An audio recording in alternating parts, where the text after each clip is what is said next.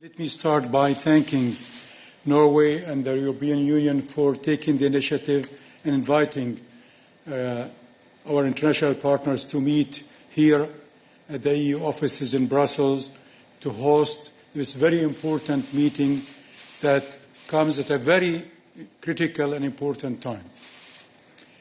Important time because it also comes at the same week when 3 European countries made very, very important, courageous decisions to recognize the State of Palestine.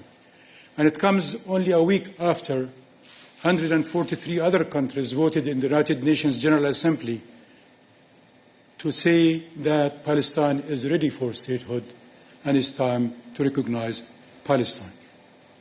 But the meeting is also important for another reason. It's important because what's happening in Gaza and the West Bank on the ground. Gaza has been going through very difficult, very alarming situation with the humanitarian losses where we see increasing every day, but also the physical damages that will make our job of rebuilding much more demanding. Having said all of that, we're still hopeful as Palestinians that many decades of struggle and working towards independence are coming closer than ever before. These efforts, these announcements, these meetings are key building blocks towards making Palestine independent, sovereign, viable state a reality.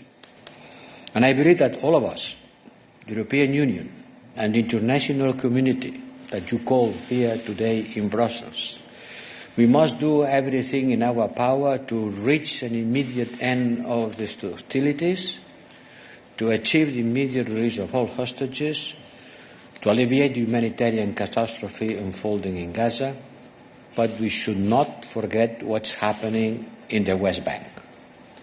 There we see an intensified spiral of violence, indiscriminated and punishing attacks by extremist settlers who are more and more targeting humanitarian aid heading to Gaza. And they are heavily armed. And the question is, who is arming them? The urgency is the humanitarian support and release of hostages, but we need the relaunch of the political process for the two-state solution. And I think that we have to discuss about how we can put this into practice. Maybe a conference can be a useful step to gather international initiative and direct our collective efforts towards this end.